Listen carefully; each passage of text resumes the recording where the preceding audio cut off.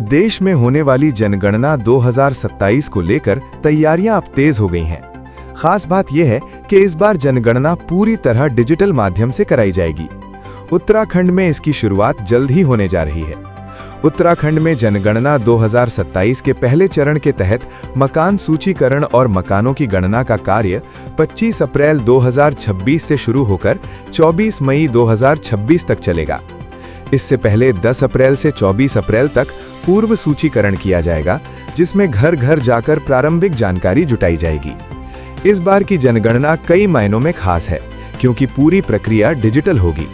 प्रगणक और पर्यवेक्षक mobile app के जरिए डेटा संग्रह करेंगे और CMMS पोर्टल के माध्यम से इसकी निगरानी की जाएगी। भारत में पहली जनगणना साल 1872 में हुई थी, जबकि आज़ादी के बाद पहली जनगणना 1951 में संपन्न हुई। कोविड-19 के चलते 2021 की जनगणना नहीं हो सकी थी। ऐसे में जनगणना 2027 देश की 16वीं और स्वतंत्रता के बाद 8वीं जनगणना होगी।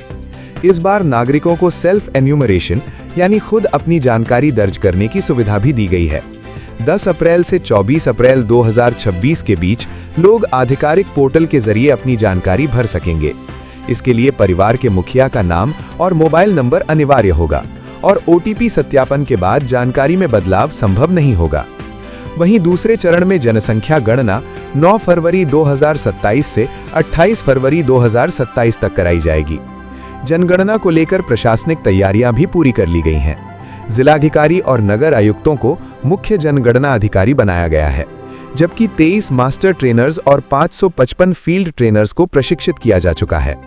डिजिटल इंडिया की दिशा में जनगणना 2027 एक बड़ा कदम साबित होने जा रही है, जो न सिर्फ आंकड़ों को सटीक बनाएगी, बल्कि प्रक्रिया को भी तेज और पारदर्शी बनाएगी।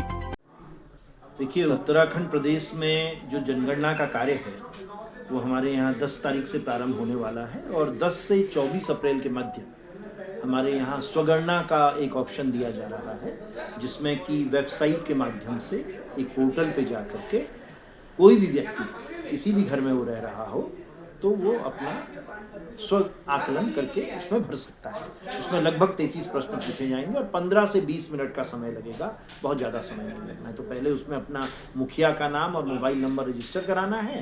रजिस्टर कराने के बाद प्रश्न संख्या आ जाएंगे अपने आप, जैसे जैसे आप प्रश्न भरेंगे अगला प्रश्न आता जाएगा। तो ये कार्य 10 अप्रैल से और 24 अप्रैल तक होगा। उसके बाद 25 अप्रैल से हमारे जो पर्यवेक्षक हैं, हमारे जो न्यूमरेटर हैं, वो घर घर जा कर के उसको वेरीफाई करने आएंगे। तो 25 अप्रैल से 24 मई तक हमारा ये कार्य संपन्न होगा। तो ये पहला चरण संपन्न होगा। पहला चरण संपन्न होने के बाद हमारा दूसरा चरण जो है फरवरी 2027 में प्रारंभ होगा।